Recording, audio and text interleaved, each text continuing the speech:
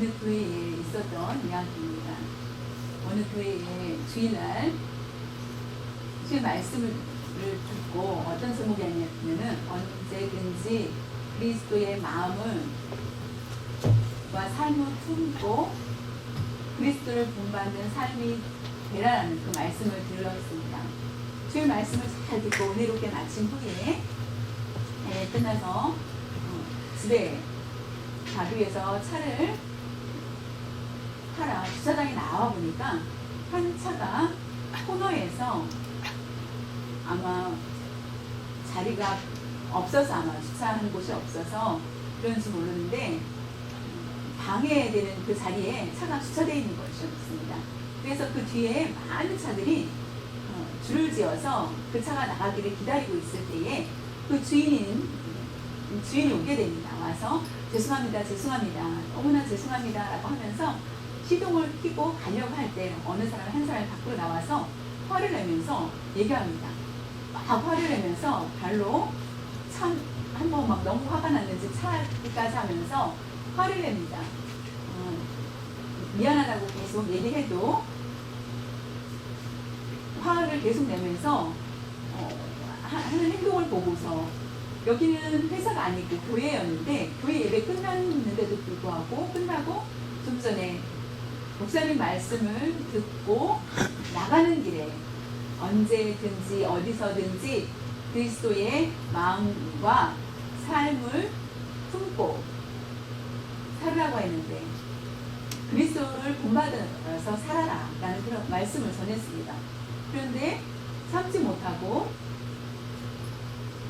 문제가 있어도 참으라 라는 그 내용이었었는데 예배 끝난 후 10분도 안 된 상황에서 그 사람이 참지 못하고 분을 내는 것을 보게 됩니다. 만약에 이 사람이 원래 성격이 급한 성격을 가졌다 할지라도 하나님의 말씀을 들은 후에 예배 끝난 후에는 그 말씀을 가지고 있었다면은 그는 그 말씀대로 참을 수 있는 사람이 됐을 것입니다. 그 말씀을 듣고 듣지 않았기 때문에 자연히 그 말씀을 그의 삶으로 변화를 일으키지 못했기 때문에 화를 내는 것을 보게 됩니다.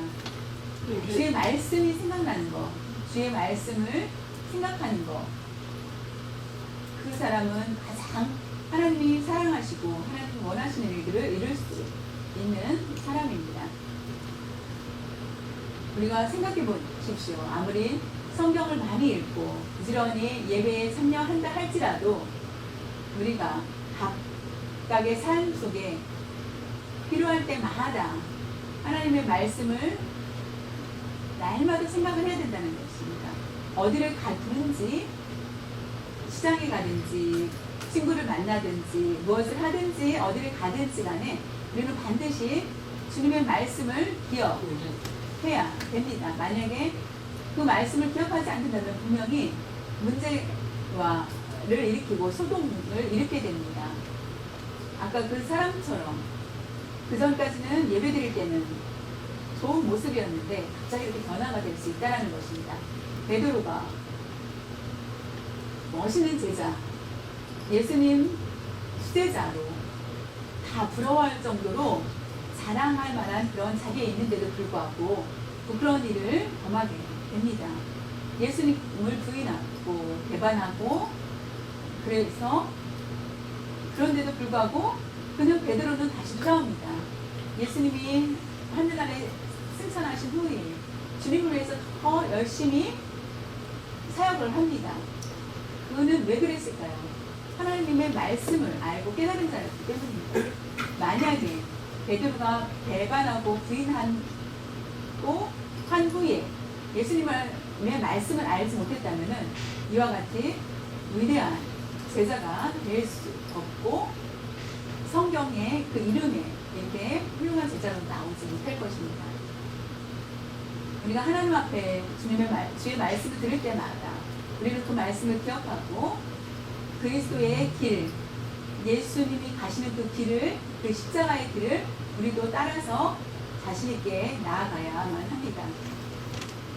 사랑하는 성도 여러분, 주님의 말씀을 생각하고 아주 무거운 말씀 다시 한번 되새기고 하여서 더 은혜가 충만한 그런 삶을 살 때 어떻게 살 것인지 날마다 생각을 해야만 하겠습니다.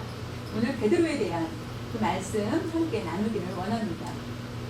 누가복음 22장 54절에 보면은 예수를 잡아 끌고 대제사장의 집으로 들어갈 때 베드로가 멀리에서 따라다니라. 베드로는 어떻게 죄를 범하게 되었습니까? 멀찍이 따라갔다. 예수님을 호위하기 위해서 빨리빨리 예수님과 가까이 빨리빨리 가는 것이 아니라 멀리에서 구경하였다 라는 아주 부끄러운 그런 행동을 하게 됩니다. 예수님께서 대제사장으로 인하여서 잡히시게 됩니다. 그 중에 복음의 말씀 중에 우리가 죄의 값을 사함받기 위해서 십자가의 고통을, 고난을 모두 감당하셔야만 했습니다. 그러나 안타까운 것은 베드로가 어떻게 행동하는 것인지 아주 그런 부끄러운 모습들이 보여집니다. 베드로는 멀찍이 예수님을 가까이 따라가서 예수님을 보호하는 것이 아니라 예수님이 가신 곳 뜰에서 그 마당에서 불 피운 곳에서 추우니까 불 피워서 그곳에서 멀리에서 예수님이 어떻게 하시는지 지켜보고 있는 것입니다.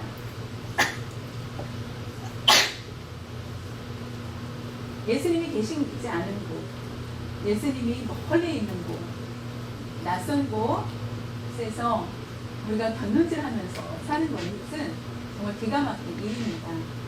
우리가 예수님을 믿는 사람, 나는 예수님을 믿는다라고 하는데 우리는 예수님과 가까이 살고 있는지 아니면은 예수님과 멀리 살고 있는지를 살펴봐야만 합니다. 예수님을 믿지 않는 사람은 앞에 내가 예수님을 믿는다라고 자신있게 표현할 수 있어야 됩니다. 예수님을 멀찍이 떠나 있으면 안 됩니다. 생각 없이 화를 냈던 내가 왜 생각 없이 화가 나지? 내가 다른 사람을 유익을 주기보다는 내 유익을 찾았기 때문에 자연히 화가 나는 것입니다. 그래서 그와 같이 멀찍이 우리가 쉽게 죄를 범하는 것은 예수님과 멀리 있기 때문에 우리는 죄 가운데 쉽게 빠질 수 있습니다. 예수님과 멀리 있기 때문에 우리는 쉽게 죄를 범한다는 것을 인정해야만 합니다. 예수님과 가까이 하지 않는다면 어떤 방법으로 그것을 막을 수가 없기 때문입니다. 오직 하나, 예수님을 가까이서 따라야 됩니다. 그래서 죄를 범하지 않고 그것을 막을 수 있고 또한 하나님 앞에 의로운 그런 삶을 살 수 있기 때문입니다. 베드로는 예수님이 잡히시기 전에 내가 앞으로 십자가에 달릴 것이다. 그러나 너희들은 나를 다 떠날 것이다 하였을 때 베드로가 앞장서서 얘기합니다. 모두 다 떠나지만 나는 결단코 주님을 떠나지 않고 내가 죽기까지 주님을 따르겠습니다라고 소리쳤던 베드로였습니다. 그러나 예수님이 잡히셨을 때에 그의 행동이 어땠습니까? 말과 행동이 다른 모습을 보게 됩니다. 우리는 입으로는 말하기 쉽습니다. 그러나 우리가 직접 행하는 것이 더 중요하다는 것은 우리가 상식적으로 너무나 잘 알고 있습니다. 우리가 믿는 사람은 말보다는 행동이 앞서는 그런 삶을 살아야만 합니다. 교회에서 뿐만 아니라 우리가 어디에 있든지 간에 그리스도인답게 분명히 그 삶을 잘 나타내야 된다는 것입니다. 만약에 그와 같이 행하지 않는다면 자연히 예수님과 멀리 떨어져 있는 모습과 다를 바가 없습니다. 예수님을 사모하는 마음이 없다면 자연히 죄를 쉽게 범할 수밖에 없습니다. 10년, 20년, 30년 오래도록 신앙생활 한 사람이 있고 신앙에 대해 아무 그 사람은 신앙이 성경에 대한 지식이 많구나라고 보일 수 있지만은 그 사람이 주일은 빠지지 않고 예배만 참석한다면은 그 사람은 어떤 모습일까요? 다른 사람이 있습니다. 3개월 아니면 6개월 됐고 1년 다닌 지 얼마, 교회 믿음 생활을 하기 시작한 지 얼마 안 된 사람, 성경에 대한 지식도 아직 부족하지만은 주일 예배뿐만 아니라 구역 예배, 금요 예배, 무엇은 예배 모일 때마다 열심히 적극적으로 참여하는 사람, 비교했을 때 어떤 사람이 더 믿음이 강해질 수 있을까요? 시간이 지났을 때 믿음의 연륜이 중요한 것이 아니라 매일매일 예배의 삶, 하나님의 말씀을 사모하는 마음을 가지고 사는 사람이 가장 예수님과 가까이 있는 사람입니다. 쉽게 말하면은 교회에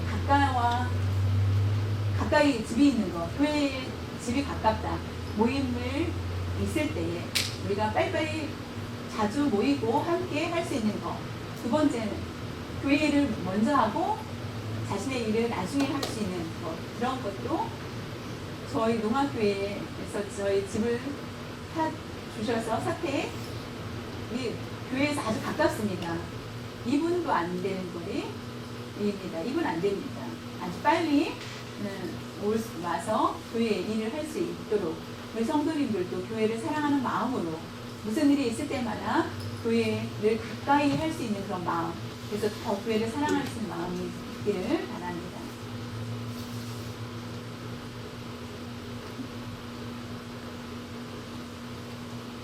우리가 교회에 다니기 때문에 예수님과 가깝다라고 보증해주지 않는다는 것입니다. 교회에 출석하기 때문에 예수님과 가깝다라고 볼 수 없다는 것입니다. 우리의 마음의 문제가 교회 안에 열심히 충성해도 예수님과 멀어질 수 있는 사람도 있다는 것입니다. 분명히 그것을 기억해야 됩니다. 예수님 제자인 베드로가 그는 3년 동안 매일매일 예수님의 말씀을 들었던 제자인데도 불구하고 예수님과 멀리 떨어져 있는 것을 보게 됩니다. 우리가 교회를 다니기 때문에 예수님과 가까이 있다라고 착각을 할 경우가 있습니다. 우리가 다시 한번 예수님과 가까이 있는지, 예수님과 함께하고 있는지를 생각해 봐야 되겠습니다. 요즘에 옛날에 예수님을 믿었을 때 대단하다, 멋있구나, 예수님을 믿는 사람답다, 나는 죄가 너무나 많아서 죄가 끊어지지 않는데 당신은 정말 열심히 예수님을 믿네요 라고 하지만은 지금은 다릅니다. 예수님을 믿는 사람을 비방합니다. 비웃습니다. 옛날하고 많이 바뀌었다라는 것입니다. 예수님을 믿는 사람 대단하다라고 보지 않는다는 것입니다. 왜냐하면 지금의 콜로라도 주에 선교 본부가 있습니다. 선교 본부 콜로라도의 주에 보면은 세계의 선교사를 보내는 본부가 그곳에 있습니다. 그런데 지난번에 문제가 생겼습니다. 치필레 그 치킨집 참 맛있죠. 그 치킨집 거기는 기독교 기업입니다. 주일은 절대 일을 하지 않습니다. 주일날은 문을 닫는 곳입니다. 덴버에 그래서 시의원들이 회의를 합니다. 치폴레를 영업을 못하게 하자. 왜 그랬을까요? 치폴레 사장님이 동성에 대한 반대를 하였습니다. 그는 강한 기독교인이었기 때문에 자신있게 인터뷰까지 하면서 나는 동성애를 반대합니다. 나는 그러면서 하나님과 가까이 있는 것을 보였습니다. 그런데 불구하고 시의원들이 동성애 하나 반대한다는 것 그거 하나 때문에 시의원에서 사업을 못하도록 가로막는 것을 보게 됩니다. 그와 같이 동성애 반대한 기업은 불법이다라고 하면서 공항에서요 일을 하는데 9월 1일 날 결정이 된다고 합니다. 여러분 생각해 보십시오. 정말로 그것이 성경 말씀대로 지킨 그 기업입니다. 불법을 행하는 그 사회에 그런 경종을 울리기 위해서 그와 같이 행한 것이었는데, 지금 믿는 사람들이 아무리 바르게 행동한다 할지라도 믿는 사람들의 모습을 보고 아 존경스럽다라고 하진 않는다는 것입니다. 지금은 세상이 너무나 많이 바뀌었습니다. 바보다 라고 하면서 오히려 그와 같이 행할 때에 우리는 그런다 할지라도 주님과 멀어지지 말고 욕을 먹는다 할지라도 예수님으로부터 칭찬받는 것에 우리가 그것에 더 신경을 써야 된다는 것입니다.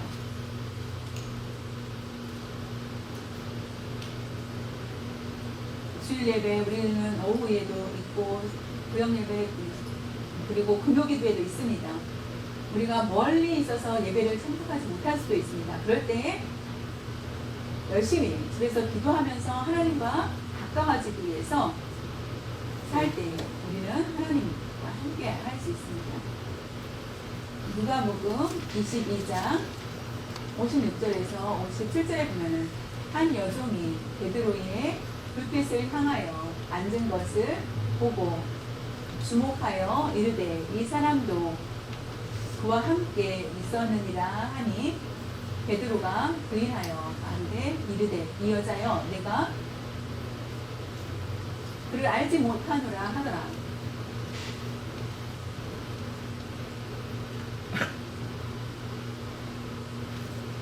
예수님을 멀찍이 보고 그리고 결국 그래서 멀리 있던 베드로는 쉽게 예수님을 부인합니다. 예수님에 대해서 자랑하고 예수님을 사랑하고 예수님을 본받고자 하는 마음이 없다라는 그것은 바로 부인이다. 부인을 얘기합니다. 예수님을 멀리 한 사람이 부인하기가 쉽다라는 것입니다. 특별히 계집종이 당신 예수님 믿는 제자죠. 칼도 있는 것이 없어 칼을 가지고 물어보는 것이 아닙니다. 불을 쬐고 있던 같이 불을 쬐고 있던 아주 조그만 계집종입니다. 그래서 베드로로 불이 밝아지자 어디서 많이 본 분인데 아 예수님 제자 아니십니까? 라고 물었을 때 예수님의 제자라고 하였을 때 당신 예수님 제자 맞죠? 라고 하였을 때 나는 아니다 라고 합니다. 그 다음에 어느 사람이 또 묻습니다. 당신은 예수님 제자 맞죠? 라고 하였을 때 그때도 부인합니다. 얼마 후에 1시간 후가 될 것입니다. 후에 사람들이 서로 예수님의 제자 같은데 라고 하면 서로 수근수근 하면서 그 중에 한 사람이 묻습니다. 당신 예수님의 제자 맞는데 예수님의 제자 아닙니까? 라고 하였을 때 그때 아니다라고 하면서 세 번은 부인하게 됩니다. 제자가 맞는 것 같습니다라고 할 것이 아니라 제자죠 라고 하는 그때에 그는 부인하게 됩니다. 얼굴을 보고 베드로가 사투리 갈릴리 사람 갈리 사투리를 쓰는 것처럼 한국에도 사투리가 많이 있습니다. 그래서 갈릴리 사람 맞다. 더 예수님과 함께 있는 사람입니다. 자주 내가 저 사람을 봤다 라고 하였지만은 예수님은 나는 예수님을 모른다라고 합니다. 그 예수님 말씀대로 그대로 이루어지게 됩니다. 부인을 3번 합니다. 정말 무섭습니다. 예수님이 말씀하신 대로 그대로 베드로는 부인하는 것을 보게 됩니다. 그 자연이 너무나 부끄러우게 됩니다. 내가 나를 부인한다 하는 그 말씀대로 이루어진 것입니다. 부인이라는 것은 우리가 부인하는 그런 행동을 하였는지 살펴봐야 되겠습니다. 우리가 십계명에 대해서 공부하였습니다. 그 말씀대로 우리가 실천하려고 하나님의 말씀대로 성경 말씀대로 읽으면서 해야 돼 하지 말아야 돼 하지 말아야 될 것은 하지 않고 해야 될 것은 하면서 우리가 해야 될 것을 하지 않는 것은 부인입니다. 하지 말라고 하였는데 한다. 그것은 부인이나 마찬가지입니다. 해야 되는 것인데도 불구하고 하지 않는다. 내가 너무 몸이 불편하니까 안 된다. 그것 마찬가지, 그것 부인이 됩니다. 바로 우리는 우리의 목숨을 걸고 예수님을 위해서 희생할 수 있는 담대함이 있어야만 합니다. 우리가 내가 목숨까지 걸고 행해야 된다 한다면은 예수님께서 먼저 우리를 사랑해 주셨기 때문이라는 것을 아시길 바랍니다. 예수님께서 우리의 모든 죄값을 담당하셨습니다. 예수님께서는 우리의 모든 것을 십자가에 그래서 우리 죄를 모두 대속해 주셨습니다. 예수님 죄를 범하였습니다. 우리를 위해서 예수님이 죄를 범하셨기 때문에 십자가에 달리신 것이 아니라 우리를 위해서 그것이 바로 최고의 사랑입니다. 그것은 가장 위대한 사랑입니다. 말로 표현할 수 없는 설명할 수 없는 큰 사랑입니다.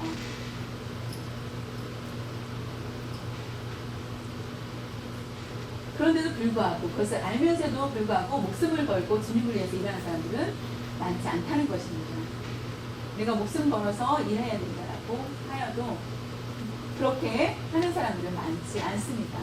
100명 중에 한두 명이 있을까 할 것입니다. 그러나 그렇게 하는 사람이 결국은 예수님을 부인하지 않는 사람입니다. 하나님은 우리를 너무나 사랑하신다는 것을 기억하시고요. 그것을 체험한 사람은 감히 하나님을 부인할 수 없습니다. 주님을 인정하고 담대히 세상으로부터 내가 비웃음을 받는다 할지라도 내가 흔들리지 않고 하나님을 인정하면서 자신 있게 살 수 있게 됩니다. 한 가지 또 우리가 베드로 예수님의 제자인 베드로가 특별히 예수님이 살아계시는 동안에 예수님을 보고 체험했던 사람이고 기적을 직접 체험한 베드로였습니다. 기적을 많이 예수님이 행하신 것을 본 베드로였습니다. 야이로의 딸이 병들어서 죽었을 때 가서 도와달라고 하였을 때 베드로와 제자 둘을 데리고 가서 베드로가 예수님이 행하신 것을 봅니다. 야이로의 딸이 죽었던 딸이 살아나는 것을 직접 사진으로 비디오로 본 것이 아니라 직접 눈으로 체험한 그였습니다. 베드로가 직접 보았습니다. 그리고 예수님과 함께 변화산에 갔던 베드로였습니다. 예수님이 신성으로의 삶, 신성의 모습을 직접 보았던 베드로였습니다. 세상의 어떤 것과 비교할 수 없는 예수님의 큰 매력을 그는 그것을 보았고 자연히 나는 여기서 그냥 살고 싶습니다라고 말할 정도로 베드로는 꿈이 아니라 직접 체험했던 사람이었습니다. 많은 기적을 직접 보았습니다. 그런데도 불구하고 부인한다.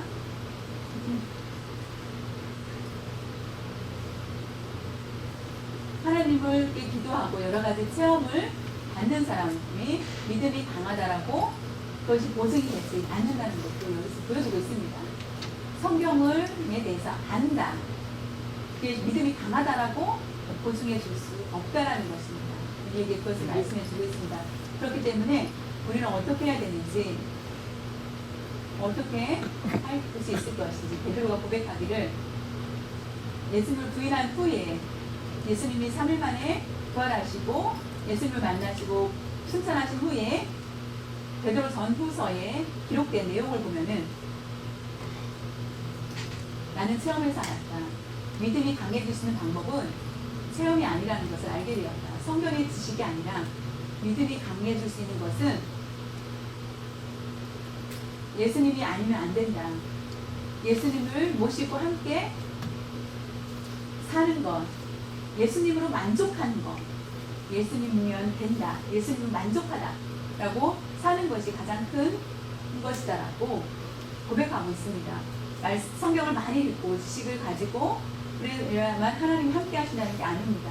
물론 성경에 대해서 꼭 우리는 알아야 됩니다. 왜냐하면 성경에 대해서 아는 것이 믿음이 강해질 수 있기 때문에, 믿음이 강해질 수 있지만은 그것이 오래가지 못하기 때문에 주님을 모시고 주님을 사랑하고 사모하고 예수님 때문에 나는 열악한 환경 가운데서도 만족하며 살 수 있다. 주님 때문에, 주님이면 충분합니다 라는 것을 보증해 줄 수 있다는 것입니다. 여러분이 예수님 최고입니다 라고, 최고 사랑합니다, 아내보다 예수님을 더 사랑하는 마음을 가지고 있는지 없는지, 그 마음에 따라서 우리의 마음은 결국 달라지게 됩니다. 멀리 있었던, 예수님과 멀찍이 있었던 베드로가 부인한 것처럼 우리는 예수님과 가까이, 우리의 각자 시간들을 바꿉니다. 개인적인 시간 필요할 때 있고, 그것을 볼 때마다 모르는 사이 예수님과 그래서 멀어지는 그런 삶을 살고 있지는 않은지 자신을 살펴봐야만 하겠습니다. 내 믿음이 굳건히 강하게 되기 위해서는 예수님을 반드시 의지해야만 합니다.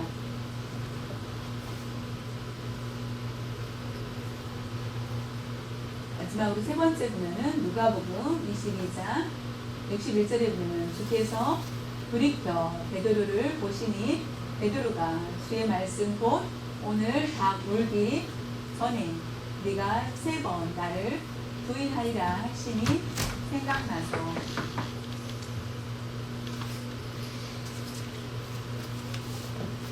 말씀을 생각하고 오늘 함께 말씀을 나누기를 원합니다.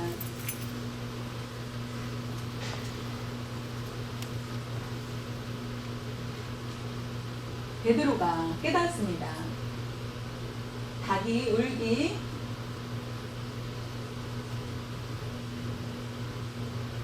전에 부인하고 주의 말씀을 생각난 것은 그 전에 예수님께서 자택, 내가 예수님이 어디를 가든지 따라서 갈 것이다 라고 했던 그가 닭이 울기 전에 나를 부인할 것이다, 3번 부인할 것이다, 분명히 3번이라고 얘기합니다. 베드로가 그것을 깊이 생각하지 않았습니다. 그리고 많은 제자들이 예수님 잡히셨을 때 도망갔을 때 베드로는 유일하게 베드로만 따라왔습니다. 그런데도 불구하고 멀리 있으면서 이집종과 어떤 사람 남자 어떤 1시간 후에 또 사람이 묻자 삶이 찔림을 그때까지도 찔림이 없었다는 것입니다. 그와 같이 3번의 부인을 하면서도 불구하고 깨닫지 못했던 베드로의 모습을 보게 됩니다. 3번을 딱 부인한 후에 닭이 자연히 울자 자연히 그때서 깨달았다는 것입니다. 이미 부인을 해버리고 난 후에 그때 깨달음이 없었는데 닭이 울기 전에 주님의 말씀을 드렸을 때 예수님을 주께서 돌이켜 베드로를 보셨을 때 하나님의 은혜가 아니면 우리가 깨닫지 못하게 됩니다. 하나님의 은혜를 체험하는 사람은 예수님에 대해서 회개의 고백을 할 수 있고, 하나님의 은혜가 아니면 예수님에 대해서 우리가 깨달을 수 없다는 것을 분명히 말씀해 주고 있습니다. 여러분이 하나님의 은혜를 사모하며 살아야만 하겠습니다. 하나님을 사모하는 것 아주 그 마음으로 준비하고 우리의 마음을 열어야 됩니다. 나의 신앙을 잘 지킬 수 있는 방법은 하나님의 은혜를 받아야만 됩니다.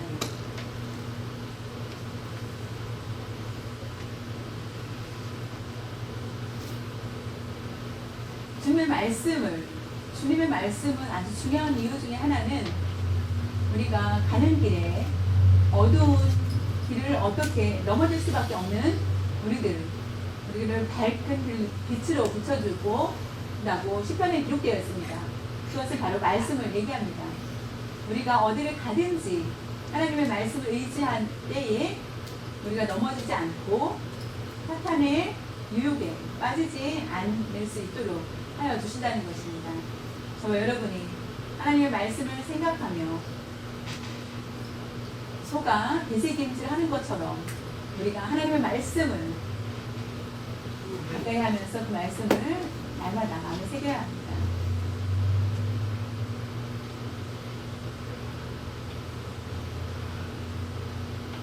우리의 환경이 좋고 편안하고 이와 같이 잘 살 수 있었던 것은 하나님의 은혜라고 생각해야 합니다. 내가 지금 잘 되고 우리의 자녀들이 잘 성장하고 모든 것이 하나님의 은혜라는 것을 깨달아야 된다는 것입니다. 그것을 생각하지 못하고 나의 수고로 인하여서 이와 같이 잘 됐고 나의 자녀가 내가 열심히 잘 보살폈더니 이렇게 됐다. 이것이 아니라는 것입니다. 그것은 곧 하나님의 말씀을 생각하지 않는 사람의 모습입니다.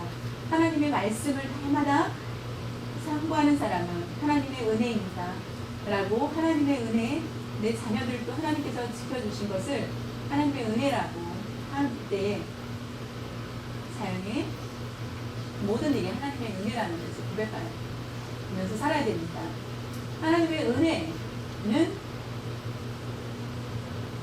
주님께서 베드로를 보셨을 때에 베드로가 깨닫게 된 것처럼 주님이 우리를 보셨을 때 우리는 깨달아야만 됩니다.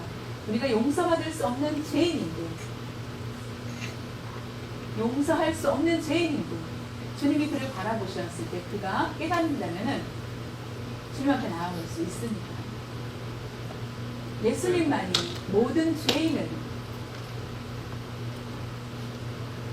바라보시고 용서해 주신다는 것입니다. 우리가 주님의 말씀을 생각하고 있을 때에 깨달음을 받을 수 있습니다.